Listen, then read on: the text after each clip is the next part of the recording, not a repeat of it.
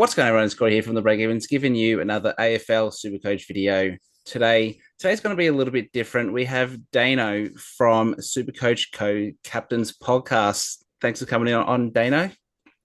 No worries. Thanks for having me. Just before we go forward, where can the people find you on social media? Okay, so they can find us on Facebook, so Supercoach Co-Captains, and on social media, my handle is at DANEOSCCC, and my co-host Pato is at PATTOSCCC. And we don't really have a website or anything. We've just been doing a podcast for the last 5 years, I reckon it is. Yep. Yeah, this is our fifth year, so yeah, that's all we do. We don't do articles or anything. We just straight podcast. Awesome. Well, make sure you go check those guys out. They do a great job. I've been working with DANEO a little bit over the last 2 seasons with Podmasters and stuff like that. So it's good to actually put a face to the name and have you on. So thank you for joining today. And for those watching, you can find me on X at Breakevens Pod or on Facebook, the Breakevens. So make sure you like and subscribe on YouTube, and obviously give DANEO and the Supercoach Co-Captains podcast a like and follow as well. Be much appreciated. So today we're just going to go through a little bit of structures that we're looking at with our sides. Speaking to DANEO just before, changes are happening very consistently. Yep. So we'll talk a little bit about that, about the rookie situation, and then we might move on to some strategy on how we're looking to tackle the early part of the season with the buys and everything. So I'm going to grab my team up here. I don't know if you've got yours handy, but what is your thoughts on the backline? Because we'll start with the backline itself. How Yep. deep are you going, and how deep or thin do you think we can go? So my strategy for this one is going four primos and then a mid pricer deep. Yep. Because I think there's a lot more value elsewhere, and the defensive rookies are quite thin. And when I say defensive rookies, I mean probably the reliable defensive rookies. But then when you hear about one of my defensive rookies, you'll be like, that dude's not even playing this round. But there's a reason why he's there. Yep, I could imagine who that is. And I was going to go through the rookies that we have for round one so far, but I think the person you were alluding to is Bo Allen from West Coast. News Yes, come out correct. that he's going to miss round one due to sickness. And I could only guess you might be trying to use him as a loophole for that first round. Yeah. Fun fact. Well, not really a fun fact. Apparently, he's lost 5 kilos Oh, through really? this illness. Yeah, that's Jeez. what's been tweeted. So yeah, pretty hectic. And they're just being quite cautious, even though he trained this week. So Right. yeah, he's on my bench and being a loop option at the moment, as is likely his teammate as well. Yep. Um, but yeah, we're just really thin down in defense. I know Connor O'Sullivan will likely play with Jay Colo out Yep. for I think about 3 weeks. But again, we've seen Connor O'Sullivan play, and he doesn't fill me with confidence. But then watch him go pop off this weekend after I've just made that statement. Yeah, well, I haven't seen much of him, but what I've heard and the consensus from the Geelong play fans is that he is a very solid defender. He's going to do his thing, but it doesn't quite relate to Supercoach. So if you Yeah, think, he's going to have to play a bit more key defense there. So it's probably not as exciting as like a Zach Reed, who we know can score well and has more job security. But so you're going five deep with the fifth one being a mid pricer. yes. Is that mid pricer Perryman, or are you classing him as primo? It is not Perryman and it is not Matt Roberts. Right. Yeah. So I've gone Joel Frazier. Um, You've gone Fraser, right? Yep. Yeah, and he's I've got 52k left over, and he's been switched between him and Perryman Yeah, constantly. But we'll go on to why I'm sticking with Fraser a little bit later because it relates to something that you want to talk about. yeah, Um, yeah, so it's just trying to keep that 50k up my sleeve and yeah, just relating to buy structures more so. yeah. Nice. Yeah. Well, I'm going five deep, but Perryman is that fifth one for me, just because I am paying up in other areas. So, um, would you be um, inclined to say we need to start a minimum of four primo type defenders just because how thin we are in defense? Look, I think you could get away with having three in a mid pricer. Yep. Um, like you've got your Zach Reed, Luke Trainer are the two locks for Yep. me.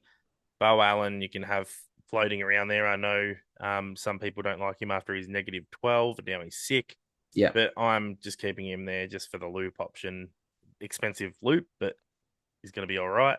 Yeah. But then Jackson Pryor, Ben Payton, however you pronounce his Yep. last name, they're two that I think Pryor's probably got better job security than Patton. Well, Um, Harry Cunningham is out for the next 3 to 4 weeks, so I think that does bode well for Patton down in that defense. well, there you go. See, I did not know this. So um, yeah, you do have options. So you could even go one less there and then go use that money elsewhere. yeah, but yeah, I definitely think the defense is the weakest line and probably the trickiest line for super coaches this season. Um, Yeah, yeah, all right. Well, we'll get rid of the defense. We'll go to the midfield, which is quite interesting because we have four or five really nailed on guys who aren't starting the season. So, what's your early structure like in the midfield, and how mid price madness is it? it's not. So It's not. I'm one of those freaky people that is deciding to run five rookies on the field in Oh, midfield. okay, I haven't seen that structure before, so I'm definitely inclined to see what your thoughts are behind that. So I personally I've gone Lockie Neal and Andy Brayshaw as my main two. Yep. Then Clayton Oliver as that would you if you'd call him mid pricer, he's more of a fallen primo. Yeah. And then I've gone straight into Sam Lawler, Finn O'Sullivan, especially if he ends up playing halfback flank.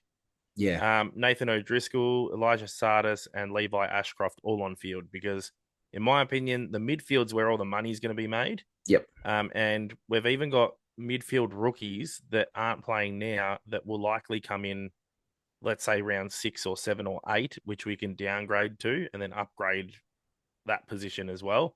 Yep. Whereas in defense, I don't really see too many downgrade rookie options. Yep.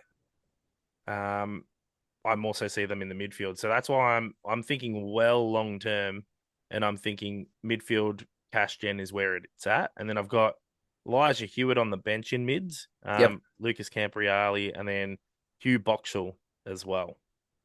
Yep. Well, yeah. Well, I totally, get where you're thinking because you'd rather a midfield rookie rather than a forward or a defender. Just because their scope Yeah, to score well is a lot more consistent. So I I personally have gone a little bit more mid price madness. I and do I don't have. blame you. I mean, before this, it wasn't as mid price madness, but over the weekend that's changed. So I've got Lockie Neal as my number one primo, and then I've gone into a Connor Rosie. Um, his toe looks fine. So for people out there worrying about the toe, it looks like it's going to be okay.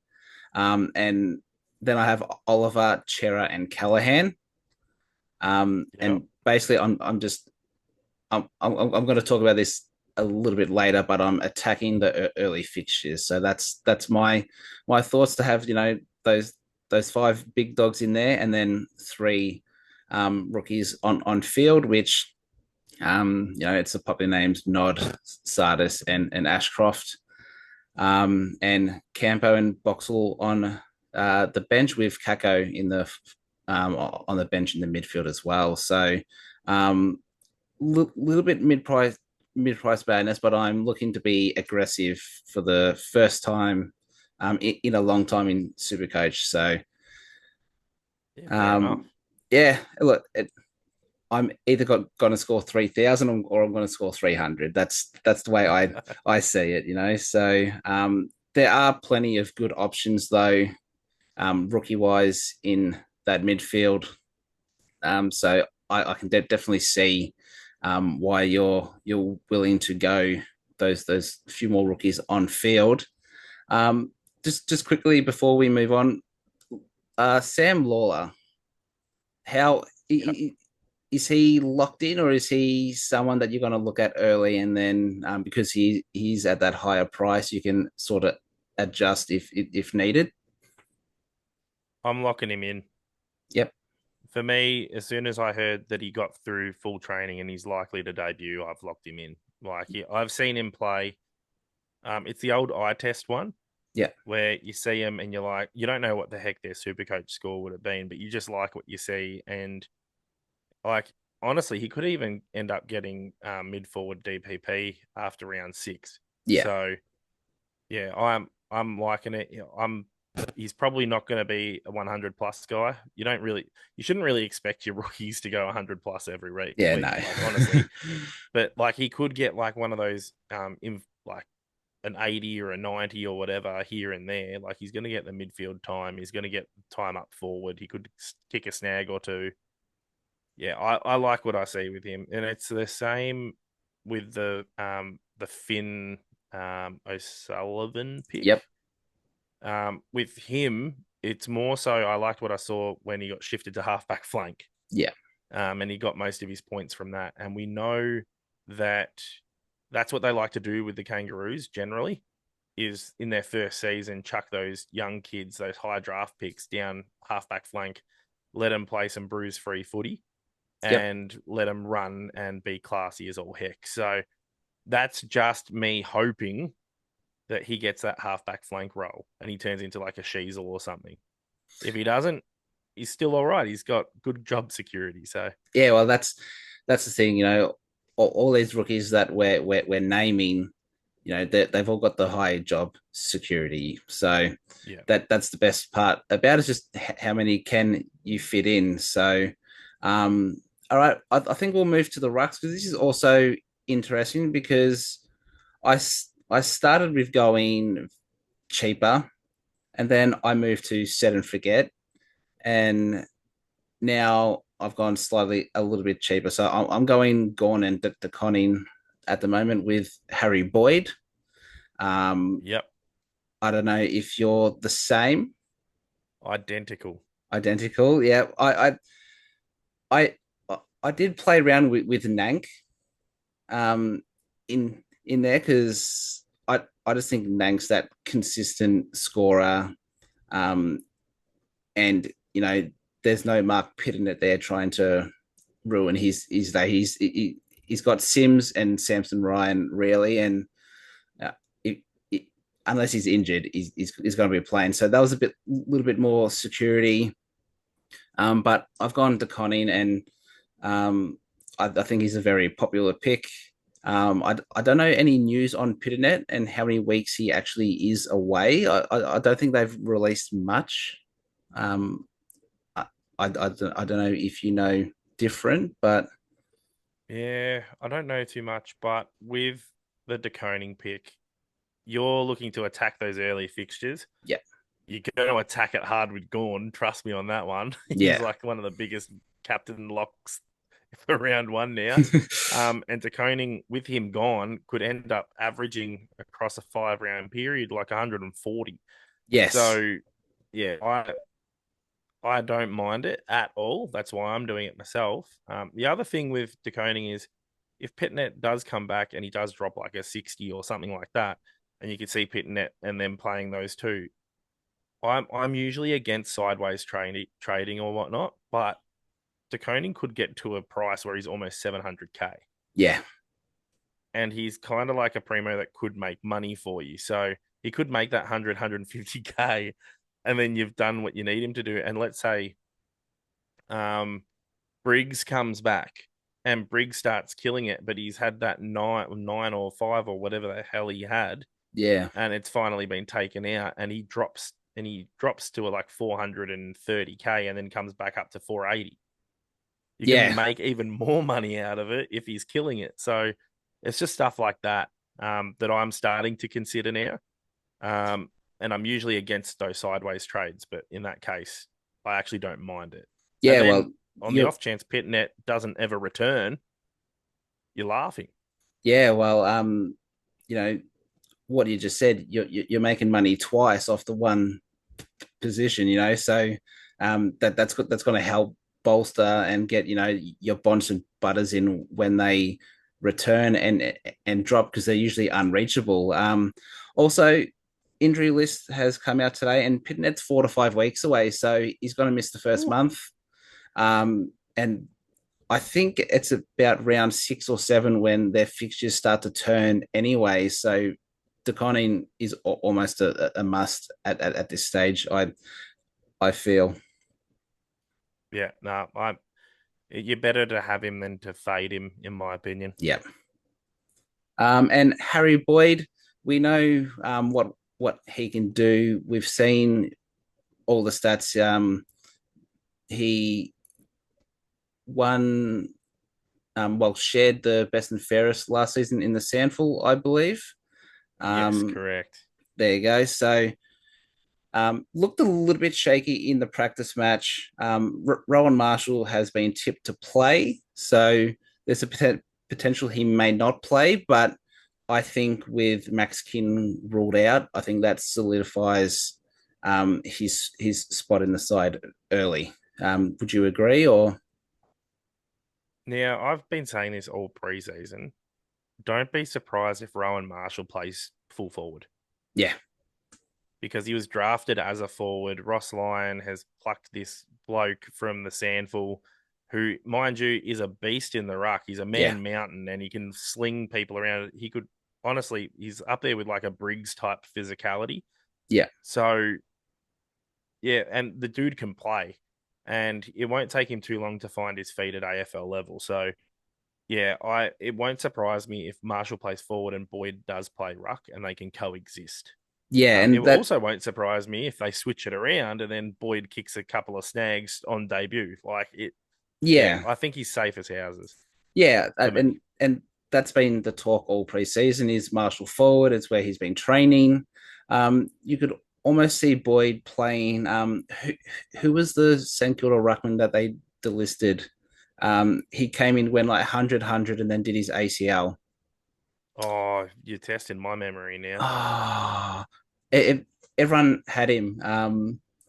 It's gone, but I can see Boyd doing something similar. But Just playing no that, ACL, please. yes, yes. Just no ACL. Give us, Oh, Jack Hayes. Jack Hayes. That's him. Not Jack nice one, Hayes. nice one. Yeah. So it could be Jack Hayes 2.0, except he's playing majority ruck. And with Um, Jack Hayes, remember, he was actually not really a ruck. yeah, So he was like a very athletic forward. So he's an undersized ruck, but yeah, he used to go in the ruck anyway. yeah, Whereas Boyd is just, he's a ruck. yeah. And I when I was on my player profiles and stuff, I was trying to search him up, and he's just an absolute beast. He'd probably eat me. Mm-hmm. So, Yep. all right, No. we will move to the forwards. Now I'm guessing this is mid-price madness for you. Oh yeah. Yeah. Yeah, So I've got two primos. So I've got the Horn Francis, the horny one, yeah, and Isaac Rankin, because I think it's a safe bet that those two will be in the top six forwards by season end. yeah, Um, I'm picking Rankin, even though I think his price will fluctuate, but you know what? I just want him now. yeah. Um, Fair. Everyone's got Jack McRae. He's my F3. I don't blame people if they do start him at F2 and not have Rankin, but Yeah, um, then I've actually got Riley Sanders at F4, Yep. and I'm actually fading Bailey Smith, but I also have 54,000 in the bank just in Yes. case Bailey Smith comes back and his knee's fine and he kills it and Sanders spuds. Yep. So, yeah, I got that. Caleb Daniel, F5. Then I got old mate Davidson, F6 from the Bulldogs, and then Connor Stone and Max Hall on the bench. Yep. I have played around with the Hornet and Rankin, especially very early. But with the, I guess, structure I'm going with, I can't quite fit that in at the moment. So I'm going Hornet at one, and then I'm just going pure mid price with McRae Smith at the moment. But contingency is the opposite to you, and to go Smith to Sanders if needed. And then Daniel, and I've got Hugo Garcia, someone who I've been big on this preseason. He's been in and out of the side, but I found a way to bring him in. I just think his role is too good to pass up, and his tackling pressure is just absolutely elite. And then I got Davidson F6 with Hewitt and Stone on the bench. Now that didn't leave me with a whole lot of money left over, so I've got Mitch Nevitt as my flex. And I too have Mitch Nevitt as flex. Lovely. I was wondering if you were fading him just with your midfield, but yeah, he's pretty locked in there. So It's too much value in the midfield rookies, and I yes, want to be there for it. Everyone's going, it's mid price madness this year, and I don't blame people for doing two lots of mid price primos like your Callahans, your Days, and whatnot. But at the same time, I kind of want to go a little bit old school yeah, with the majority of the team, and yeah, I just think more money to be made means better players later on. yep, And if I fluke my start of the season like I did last year with, like I started, let's say Nick Martin last year, and his first two rounds weren't great, and everyone traded him out, and I'm like, nah, hold firm, and then all of a sudden he came really good. yeah, So it's the don't trade in those first two rounds rule that I'll stick with, see how they're going, and then flick someone off if I need to. Because the last yeah, thing you want to do is flick someone off round one, trade in, let's say, Bailey Smith, and then all of a sudden he re injures his knee. yeah, yeah. I totally get that, and I was one of the Martin believers last year as well. I had a few mates. They all got rid of him. I'm like, I'm gonna stick because the role's there. And Yep. then he just popped off for the rest of the season, and they had to bring him back in. So, um, Yeah. but before we move on to the our early season strategies, just forward rookies, I, I'm also finding this tough, um, Yeah. just because Hewitt is the big unknown. You've got him in your midfield. I've got him up forward. Um, the last 3 days have basically been he's unlikely for round one. Oh, he's a chance for round one. And then today, West Coast have come out and said he's available for round one. Yep. And it's like, is he going to start as the sub just because he's a bit underdone with that quad? Or do they not go him early on? And does he find his way back into the side round two quite easily? So I think Davidson and Stone, you can lock them in. And I think that's why most people are going five deep with their mid prices. Yep. Just because the rookies, it's similar to the back line, except there are a few more options. So what are your thoughts on the rookies in the forward line and Hewitt especially? Look, I think there's a few more rookies in the forward line myself. Um, but like some you just don't know if they're going to be there. Like, for example, Neil Erasmus will likely play this weekend. Whether it's a sub or Murphy Reed is sub, I don't know. But then you got Walters and Fife to come back, and then Erasmus could be out. But then Erasmus could pop off. He keeps his spot in the team, and Murphy Reed makes way. We don't Yeah, know, and that's the whole beauty of Supercoach. We don't know. Um, then you've got like Elijah Hewitt. I would be having regardless. His Yeah. roles there, even if he starts as sub and then his round two he's in the full team, that sub score only affects him for 1 week Yeah. in price changes. And he's won 22,800. So who cares? Honestly, like he's Yeah. still going to make his break even at that Yeah. price. Yeah. It's just going to True. be a little bit slower for the cash gen for 1 week. So yeah, I'd be starting him. Connor Stone as a Giants man. Everyone's like, oh, Connor Stone, don't think he's going to be in the best 23. He is. Yeah. He's in our best 23. We fought tooth and nail to keep him at the club. He served his time last year as the sub. He's back there in that defense and pushes up to the wing, and we need him there. Yep. Um, yeah, And even he's with a all those beautiful players coming kick. back. He's a Yeah, real good kick. Like I was watching the game on the weekend, and out of the fence, he just took a 45-meter bullet and hit Lace yep. out, and it's like, okay, this guy's here to stay. Yeah, and the thing about him was that he was always skinny, Yeah, and he got ragdolled a lot. And he's over the last couple of years, he's put on a lot of size, so he actually looks like an AFL footballer now. yeah, So Connor Stone is one. Yeah, lock him in. The question marks like your Max Hall. yeah, Um, look, I don't know what the hell Ross Lyon's going to be doing, but I've got Max Hall in at the moment. But again, that could very well change. yeah. Um, we like to see green dots in preseason. That's it. Sorry, in round one. Sorry, and if he's not a green dot, then he's probably not going to be for some time. Yeah, So yeah, I'd back him in if he is the green dot, though. yeah, and then look, you have the guys who are a bit pricey. You know, your Joe Berry, who I think has great job security, but playing, that high half forward wing role, can go missing at times. And then you go into Pal Pepper. Does he get mid time with Mm. Butters out? And then you got Lynch, who could be the ultimate Oh, flex if he pops off early.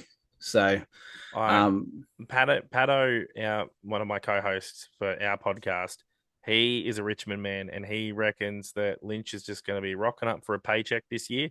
We'll try and play some bruise-free footy, and he'll then get his 1.5 million or whatever he's meant to be getting this year, and then next year go off to a contender. So yeah, he won't be surprised if Lynch is rested a lot and whatnot. But um, yeah, look, there's a few. The thing with Berry that I just want to point out, and a lot of others have been pointing out too. His stat line is basically almost identical to Kako's or yeah, Kako, however you pronounce his last name. And like they both got 14 disposals, whatnot. The only difference was one kicked 4 goals straight, the other one didn't register a yeah, score. And that's what I expect from Kako is some weeks he's going to be down and he's going to get the Joe Berry score. And then Joe Berry will probably end up getting the Kako score at some stage by kicking 3 or 4 snags.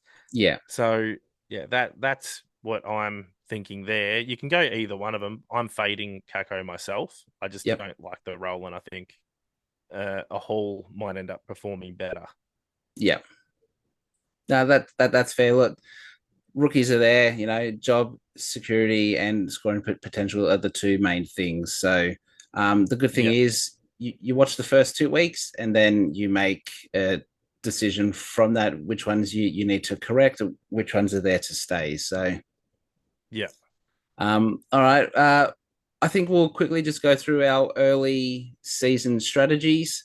So I'll go first, and as I said, I'm attacking the early fixtures. So I've got players like Rosie, Chera, Callahan, and DeConning.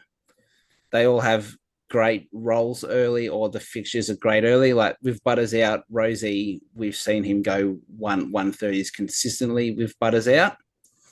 And then Carlton have an easy fixture. So Chera there is going to make cash with Walsh out for probably the first couple of weeks, and DeConning in the ruck, which is what we spoke about, could average 140 for the first month. Um, and then Oliver, what are you're going to get with Oliver and Callahan. Tom Green's a chance for this week, but I don't think much yeah, changes with Green in the side. So what I'm looking to do with Rosie, Chera, DeConning, and Callahan, those guys especially, is get their price jump and then move on to a primo after those early buys. So Connor Rosie could easily go to a Nick Dacos when he's under 600K, and Rosie could be around 600K. Chera, I can do the same because I feel like he will get injured at some stage. And when Walsh comes back, unsure on the role there. And then DeConning, which is another one that we spoke about earlier. If Briggs, drops 80 to 100K, we can jump on him, make some more cash, or it's just a straight swap for Tristan Sherry once his fixture starts becoming on an easier run. So I am playing a dangerous game, a few sideways early, but I'm using these guys as stepping stones, and maybe an Oliver and Callahan stay for the season. But definitely one of Oliver, Chera, and Callahan will become a fallen primo. So risky early, but I've gone 5 in defense, 5 up forward for that reason. So my team should be in good stead, bound, if there's any injuries. So that's my strategy. And with the buys being moved, I'm able to bring in, Lucky Neal and a Bailey Smith. So it just makes those buys a little bit easier. But that's basically my team in a nutshell. I'm doing my team reveal on Thursday, which will come out.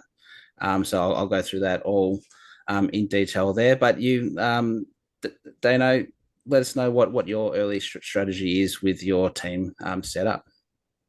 So my early strategy is to have no early buy primos or mid prices. Yep. To try and capitalize on the best 18 in that time. Hence why I've don't at the moment it could change. I could end up getting Perryman instead of Fraser. I don't know. Yeah. So yeah, that's basically what I'm doing, and I'm trying to capitalize on those midfield rookies and the cash gen there. So I'm doing a bit of a different approach to most people.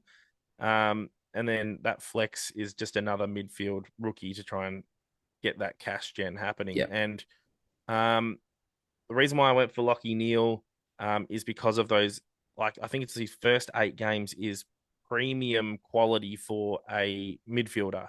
Yeah. And now that Brisbane don't have that early buy, boom, lock him in.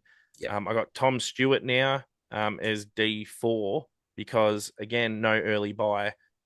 He's like a discounted primo, in my opinion, at 521. Yep. And then, yeah, just exposing Max Gawn's early fixture, especially now he's going to be probably up against Lockie Keefe. Yeah. And when you break down how Darcy Cameron scored against Keefe, I think he got 155 of his points against Keefe, yeah, and 9 against Briggs. Yeah, So, had 9 in the first quarter and then just went ballistic afterwards. So, and yeah, I can see a Max Gawn 200 game coming in, and I want to be a part of that. So, yeah, it could that big start that Max Gawn might actually have, or likely will have to start the season, will actually help with if my my midfield rookies aren't performing. yeah. So that's the way I'm trying to like balance it out, trying to nail those captains and vice captains, and then going heavy in defense. Yeah, that's basically my strategy. Awesome. Well, that is probably going to do it for this video. Dano, once again, thank you for hopping on. Had a great chat. You're very easy to talk to, and you think differently to the meta. We're going to those 5 rookies, and let's hope that both of our strategies work out for us early, because if it does, it could set us up for that 50K. So don't forget to check Dano out on all the socials and the Supercoach Co-Captains podcast. Give them a like, follow on all of those platforms. And of course, here with me on X at Breakevens Pod and on Facebook, like and follow there and subscribe to the channel. All of Dano's links will be in the description. So make sure you follow him, because he knows his stuff. Even though he's a Giant supporter, he knows his stuff. But it's been an absolute pleasure having you on, mate, and hopefully we can get this to happen once again in the future. But thanks for hopping on, and I'll be back again here tomorrow with my team reveal, and round one is just around the corner. So exciting times. Thank you all for watching, and until next time, it's bye for now.